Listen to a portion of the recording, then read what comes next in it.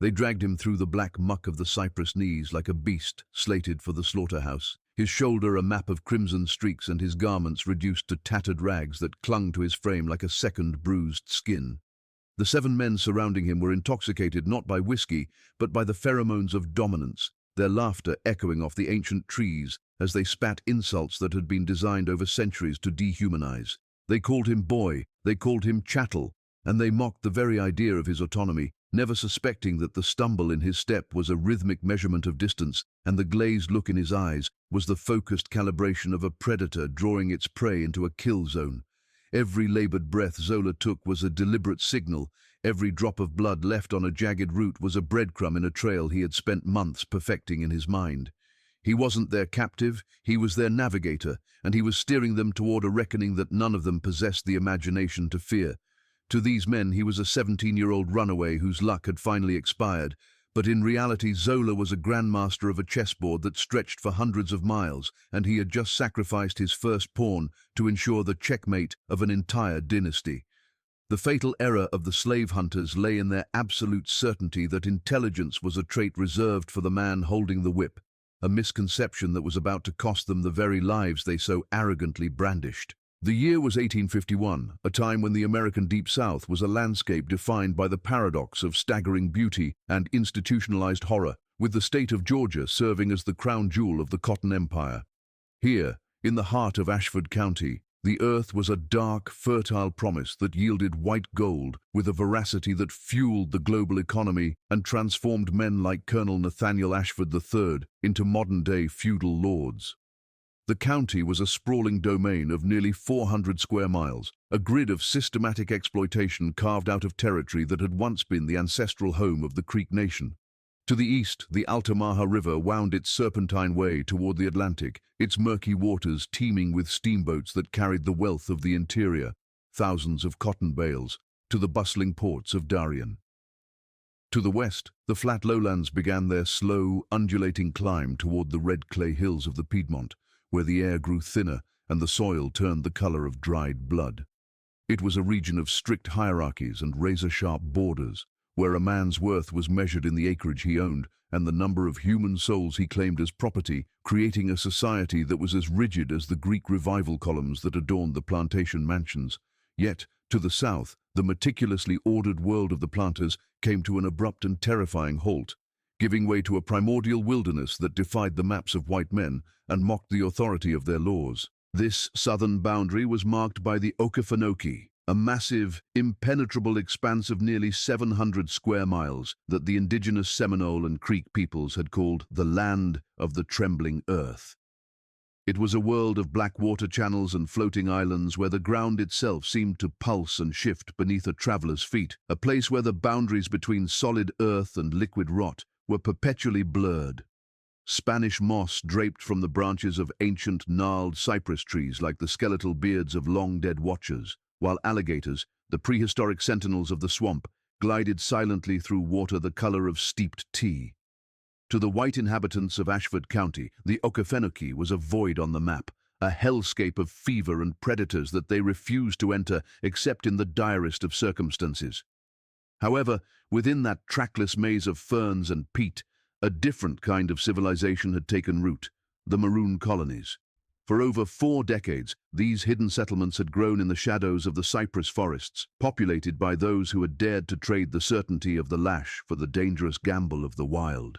These were communities of self-liberated men, women, and children who had built a life of defiant autonomy, guided by secret networks of communication that operated beneath the notice of the plantation overseers. To the enslaved people trapped in the fields of Georgia and the Carolinas, the swamp was not a place of terror, but a sanctuary, a whispered promise of a life where they could finally breathe without permission. By 1851, the existence of these Maroon colonies had become a festering wound in the psyche of the southern planter class, a constant reminder that their control was not as absolute as they wished to believe. The authorities in Georgia had launched numerous military expeditions into the heart of the Okefenokee, sending armed posses and seasoned trackers into the Blackwater labyrinth with orders to burn the settlements and reclaim the property. Yet every single one of these campaigns had met with humiliating failure. Some men returned broken by disease and disorientation, while others simply vanished into the quagmire, their bones added to the layers of peat that had been accumulating for millennia. The knowledge that freedom lay only 30 miles to the south was a quiet, inextinguishable fire that burned in the hearts of the 437 souls laboring at Ashford Hall and thousands more throughout the region. This hope was a subversive current that flowed through the slave quarters, a silent defiance that no amount of psychological terror or physical trauma could fully suppress. The planters lived in a state of high-alert paranoia, aware that the Okefenokee represented more than just a physical escape. It was a symbol of an alternative reality where the racial hierarchy was inverted and the hunter became the hunted. As the autumn of 1851 descended upon the Georgia lowlands, that simmering tension was reaching a boiling point, fueled by the arrival of a new kind of leader who understood that the swamp was not just a hiding place, but a tactical fortress waiting to be utilized for a grander, more devastating purpose. Zola's arrival at Ashford Hall in the spring of 1844 was not the beginning of his story, but a tragic sequel to a journey that had commenced in the stinking, claustrophobic hold of an illegal slaver. He was only 10 years old when he was marched onto the Georgia soil, one of 53 survivors from a shipment that had originally consisted of nearly 500 souls.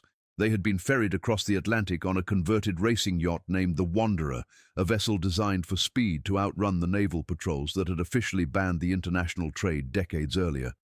The crossing had been a 4-month descent into a literal purgatory of dehydration and despair, where the living were shackled to the dying in a darkness so thick it felt like a physical weight. It was in this environment that Zola's mother, Njinga, had succumbed to a wasting fever just weeks before the ship reached the coastline of Jekyll Island. She was no ordinary captive. She was a direct descendant of the legendary Queen Nzinga of the Mbundu people, a woman who had spent 40 years outmaneuvering and defeating the Portuguese in the 17th century. In her final fever-dream hours, she had pulled her son close, whispering in their native Kimbundu tongue, a truth that the white world would spend the next decade trying to erase. He was the blood of kings and architects, a scion of a line that had never truly been conquered. When her body was unceremoniously heaved into the Atlantic, she left Zola with nothing but that memory and a silent, burning vow to honor it.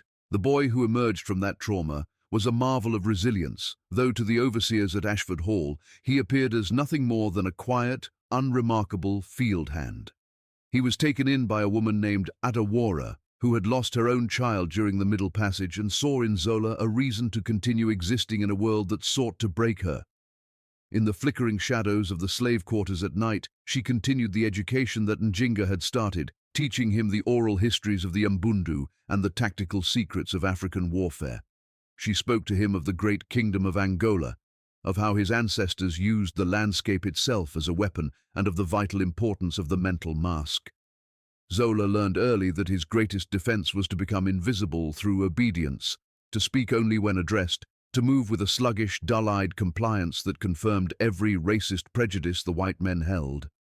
While the overseers saw a simple child who could barely follow basic instructions, Zola was actually a human recording device, absorbing the geography of his surroundings with a mathematical precision that would have baffled the colonel.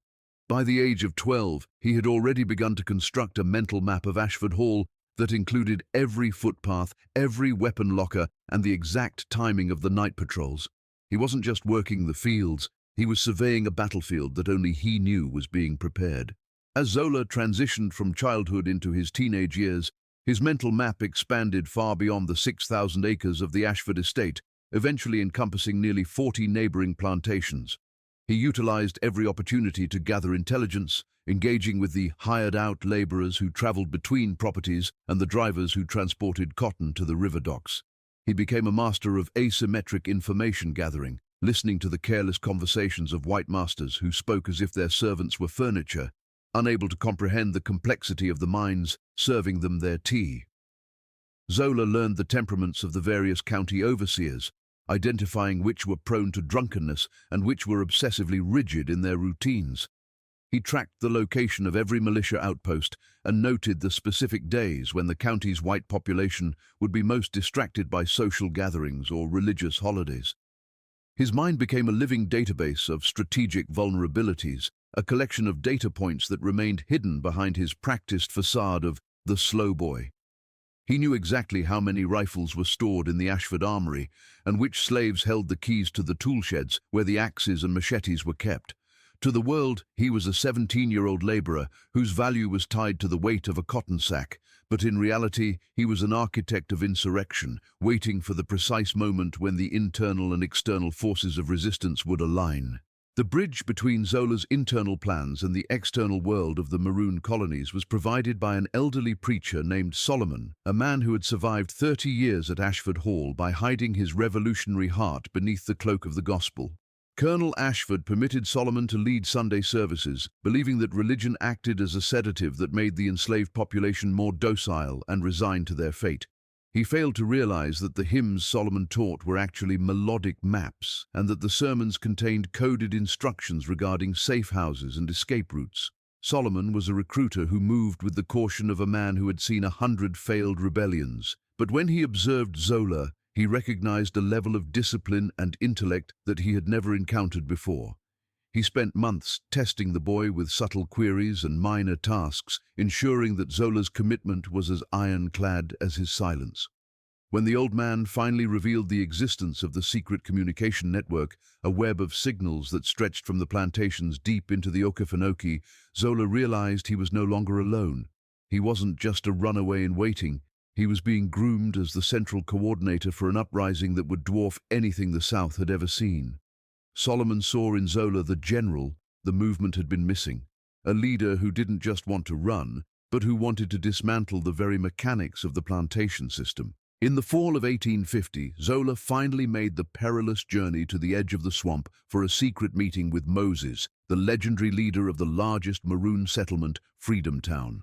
Moses was a man of scars and decades of experience, a veteran of 100 skirmishes with slave catchers who was initially skeptical of the boy architect Solomon had praised so highly. However, within an hour of their meeting, Zola had laid out a plan of such staggering complexity and tactical brilliance that Moses was left in a state of quiet awe.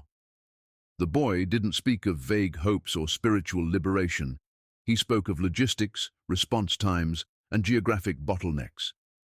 He presented a vision of a coordinated strike involving 800 people across 50 miles, timed to coincide with a distraction that would paralyze the local authorities. Zola explained how they would cut the telegraph lines, block the primary roads with fallen timber, and seize the weapon caches before the militia could even assemble. He had calculated the exact speed at which a man could move through the swamp versus the speed of a mounted posse on the muddy Georgia roads.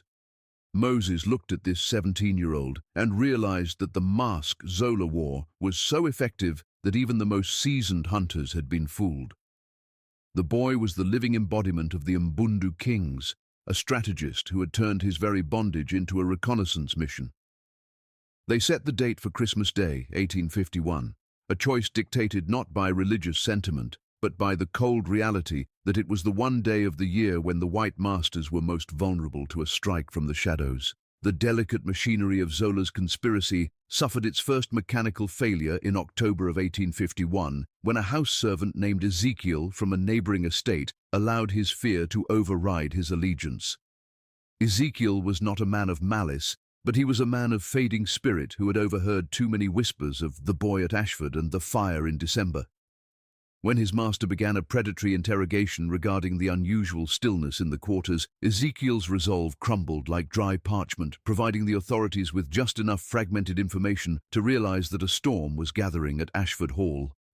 Colonel Nathaniel Ashford III received the report with a cold, visceral dread. He understood immediately that if a rebellion was being orchestrated by the slow boy he had personally supervised, then his entire system of control was an illusion. However, his chief overseer, a man named Macready, argued against an immediate public execution. Macready was a student of psychological warfare and insisted that killing Zola now would only create a martyr whose memory would serve as a catalyst for the very uprising they sought to prevent. Instead, they devised a more sadistic strategy. They would let Zola escape, giving him the illusion of a head start, and then they would deploy the most terrifying weapon in the South to hunt him down. Their goal was to bring him back in chains, bloody and psychologically shattered, to prove to every enslaved person in Georgia that even the most brilliant mind could not outrun the reach of the white man's law. To ensure the total destruction of Zola's legend, the colonel summoned the man known throughout the Deep South as the Bloodhound. His legal name was Cornelius Black, a figure of dark folklore who was rumored to be a former slave who had traded his soul and his brother's for a life of predatory freedom. He was the most successful slave catcher in the Atlantic territories, a man who had never failed a contract and who viewed the tracking of human beings as a sublime science of suffering. Black arrived at Ashford Hall with a pack of 6 men hand-picked for their sociopathic efficiency and a kennel of hounds trained to follow a scent through fire and flood. He was a man of leather-tough skin and eyes that lacked the basic spark of human empathy, possessing a reputation for finding the one thing a runaway loved most and using it as a lever to break them. When the colonel explained that the quarry was a 17-year-old mastermind, Black let out a raspy, dismissive laugh that echoed through the mahogany-lined study. He viewed the idea of a slave general as a fever dream of the paranoid elite, convinced that Zola was merely a frightened child who had filled his head with delusions of grandeur.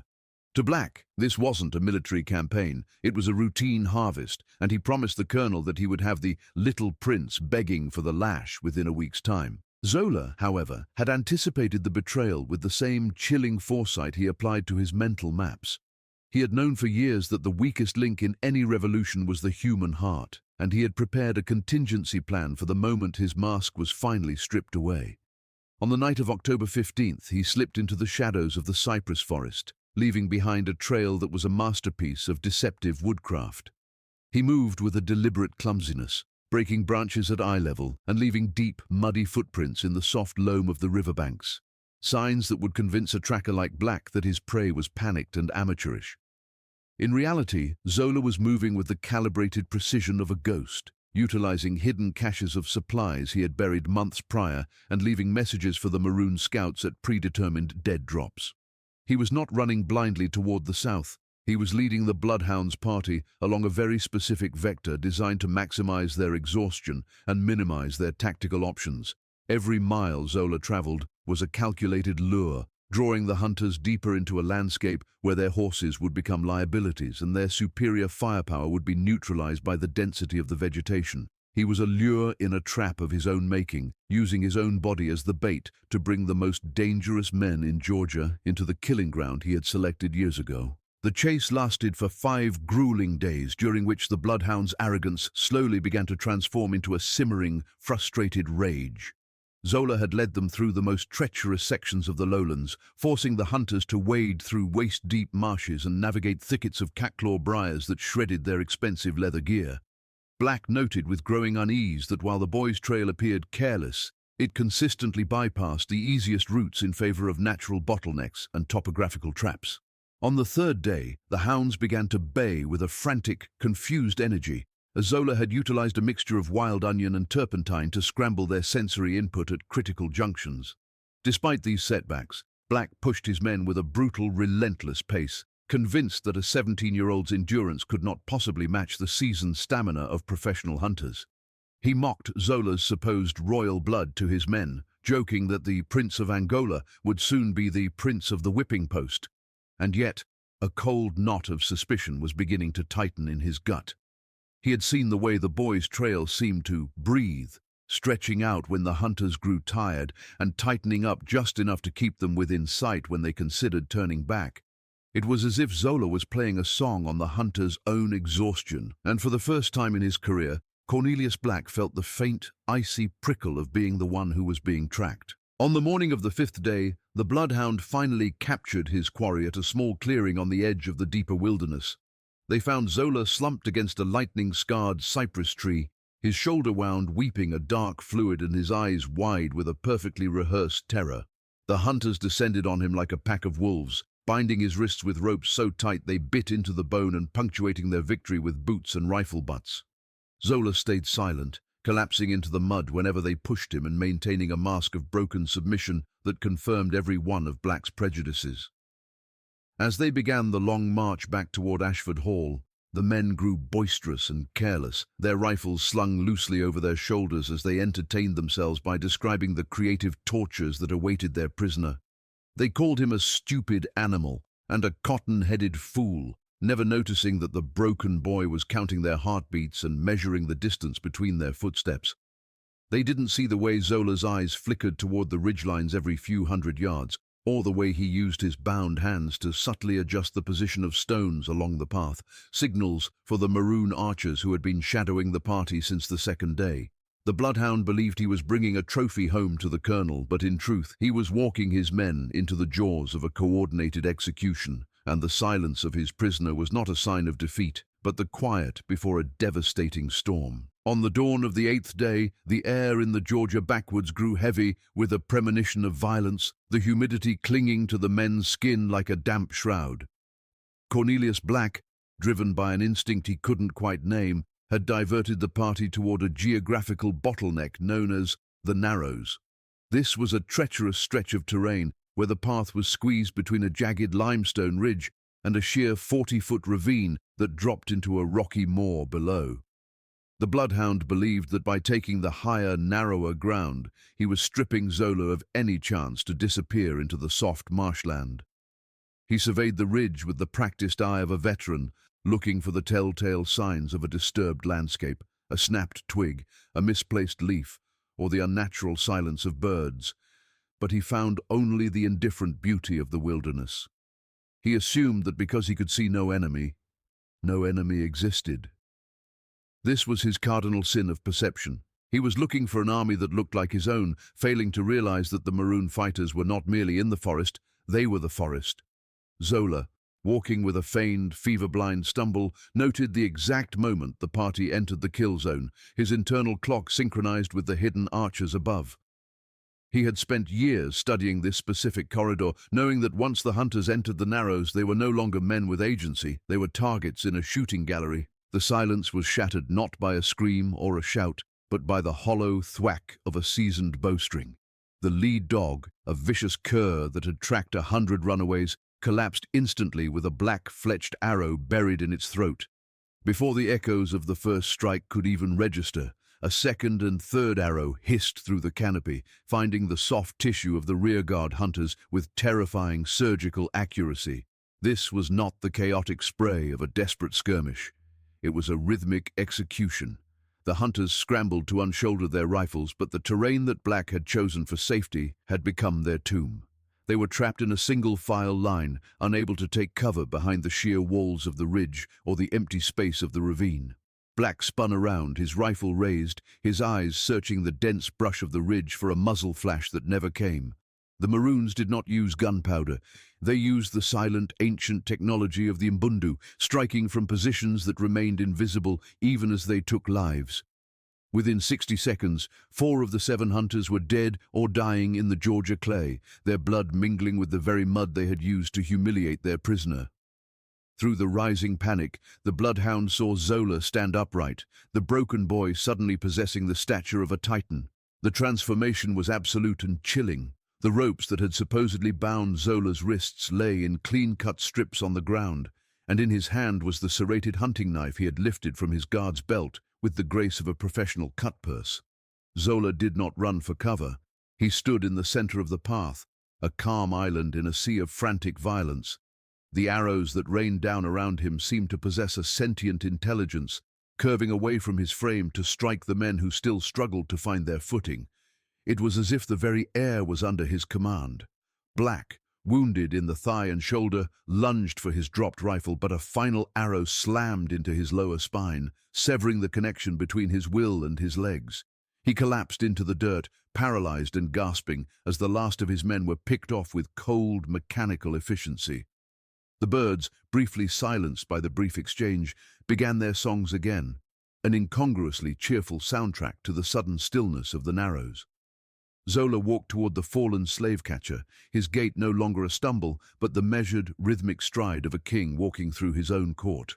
The Prince of Angola had arrived, and he was no longer a ghost in the machinery. Zola crouched beside the bloodhound, his face a mask of such profound intellectual detachment that it was more frightening than any display of rage. He didn't gloat, nor did he mock the dying man. He spoke with the quiet, weary authority of a master correcting a student's fundamental error. He explained that the bloodhound's failure was not one of skill, but of ideological blindness. Black had looked at a black boy and seen only a void where an intellect should be, a stupid vessel for labor that was incapable of the complex calculations of war. Zola revealed the scope of the deception, how every accident during the chase had been a tactical maneuver to lead the hunters to this specific bottleneck. He spoke of his mother, the princess, and the queen Nzinga, whose blood gave him the blueprint for this very victory. He told the hunter that while the white men were counting cotton bales, Zola had been counting their heartbeats and mapping their souls. "The snake does not enter the trap by accident," Zola whispered, his voice as cold as the river water. "It enters because it believes itself the only predator in the grass." As the Maroon fighters, nearly 50 men and women armed with captured rifles and bows, emerged from the ridge like shadows taking form, the bloodhound realized the true scale of his hubris. The final moments in the Narrows were a quiet testament to the shifting scales of power. Zola did not grant the bloodhound the dignity of a final execution. He simply turned his back, leaving the paralyzed hunter to watch as his prey led an army of liberated souls toward the southern horizon. The Maroon scouts moved with a disciplined military grace that mocked every southern myth of the savage runaway. They gathered the rifles and ammunition from the fallen hunters, stripping the party of its utility before melting back into the green abyss. Zola stood at the edge of the ravine for a moment, looking out toward the Okefenokee, the land of the trembling earth that was now his sovereign territory. He had spent 7 years being nothing so that he could, in a single afternoon, become the architect of a new world. As the signal fires began to bloom on the distant ridges, Zola knew that the Ashford Rebellion was no longer a plan. It was an inevitable inferno. He had broken the myth of the hunter, and in doing so he had unlocked the gates of a prison that spanned the entire South. The bloodhound's last sight was not the face of a killer, but the back of a general who was already mentally mapping the next 3 days of the revolution. At the stroke of midnight on Christmas Eve 1851, the quiet fire that had smoldered in the hearts of the enslaved across Ashford County finally erupted into a systemic inferno. Zola's architecture of revolution was no longer a mental map, it was a physical reality of smoke and retribution. From the fringes of the Okefenokee, massive signal fires, beacons of a new era, pierced the winter darkness, triggering a synchronized strike that paralyzed 12 major plantations within a single hour. The white planter class, lulled into a false sense of security by the holiday festivities and the loyalty of their subjects, found their world inverted in an instant. Telegraph lines were severed with military precision, and the primary thoroughfares were barricaded by massive oaks, turning the county into a series of isolated islands of panic. Enslaved men and women who had been viewed as mere extensions of the machinery emerged from the shadows armed with machetes, stolen rifles, and the raw power of centuries of suppressed rage. This was not the chaotic riot the authorities had feared. It was a disciplined campaign, guided by the cells Zola had established and the intelligence he had gathered during his years of slow observation. By the time the first militia bells began to toll, the infrastructure of the Cotton Empire was already disintegrating under the weight of its own hubris. The fall of Ashford Hall on the second day served as the definitive epitaph for the colonel's mathematical system of bondage. Despite his belief that well-fed laborers would never rebel, the uprising at his estate began with a devastating internal betrayal. The plantation's cook, a woman who had served the Ashford family for decades, utilized her access to the manor's kitchen to deliver a final, lethal meal to the colonel and his senior overseers.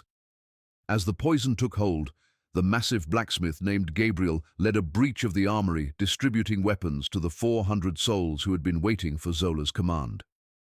Colonel Nathaniel Ashford III died in the shadow of his own Greek revival columns, witnessing the total collapse of the dynasty his grandfather had carved out of the Creek nation. When Zola arrived at the estate later that evening, he did not enter as a conqueror seeking blood, but as a general inspecting a theater of war. He sat in the colonel's mahogany-lined study, surrounded by the ledger books that had once calculated his own worth as property and issued the orders for the Great Retreat. He understood that the clock was ticking. 500 state militia under Colonel Marcus Webb were already mobilizing, and their survival depended on reaching the sanctuary of the trembling earth before the noose of the state could be tightened. The retreat into the Okefenokee was a feat of logistics that defied every military convention of the 19th century. Zola orchestrated the movement of over 3,000 refugees, a massive column of men, women, the elderly and the infant, through 30 miles of hostile wilderness while under constant harassment from the Georgia militia. The rear guard, composed of seasoned Maroon fighters and liberated field hands, utilized the tactics Zola had developed to lure the militia into endless, demoralizing skirmishes. They moved through waist-deep black water and across floating islands of peat that supported the weight of the refugees but swallowed the horses of the pursuing cavalry. For 3 days, the column pushed south, fueled by a desperation that had been transformed into a collective purpose. They lost over 100 souls to exhaustion and militia gunfire, but by the evening of the 6th day, the last of the refugees crossed the invisible threshold into the heart of the swamp. Colonel Webb, standing on the edge of the impenetrable cypress forest, realized he was not looking at a band of runaways, but at a sovereign nation that had simply exited the American system. The Ashford Rebellion had not just freed people, it had created a permanent armed alternative to the plantation south that no white army could successfully penetrate. In the decade that followed, the Maroon settlements within the Okefenokee, led by the architect of the Narrows, evolved into a flourishing, defiant society. They built farms, established schools, and created a governance system that prioritized the dignity and autonomy of every citizen. Zola became more than a leader. He became a living myth, a name whispered in the slave quarters of Alabama and the Carolinas as a symbol of the impossible made real. He spent those years refining the defenses of Freedom Town and ensuring that every child born in the swamp understood the value of their lineage. When the Civil War finally brought the official end of slavery, Zola emerged from the wilderness at age 45, not as a fugitive, but as a negotiator. He successfully petitioned for the land rights of his people, leveraging his reputation and the fact that he still commanded a formidable military force to secure a future for the Maroon colonies. His later years were dedicated to the radical act of education, founding institutions that allowed the children of the formerly enslaved to master the very mathematics and logic that the planters had once used to keep their parents in chains. He understood that the lash could break a body, but only the erasure of identity could break a people, and he was determined to ensure that the memory of their triumph remained indelible. Zola passed away in 1893, leaving behind a legacy that was etched into a simple headstone in the heart of the swamp. He remembered who he was. This was the ultimate victory over the slave hunters who had mocked his intelligence and the system that had sought to reduce him to a cipher. The Ashford Rebellion proved that the most dangerous weapon in any struggle for liberation is a mind that refuses to accept the limitations imposed by the oppressor. Zola's story serves as a perennial warning to those who build their power on the myth of their own superiority. The people you dismiss as nothing are the very ones who possess the intimate knowledge required to dismantle your world. He had taken the blindness of racism, the absolute certainty of his captors that he was inferior, and turned it into his primary strategic advantage. As the cypress trees of the Okefenokee continue to grow over the ruins of the old plantations, the legend of the boy who fooled the masters remains a testament to the unconquerable nature of the human spirit. The world may try to tell you who you are, but the final authority belongs to those who, like Zola, possess the courage to remember the truth of their own royal blood and the tactical brilliance to manifest it in the face of fire and blood.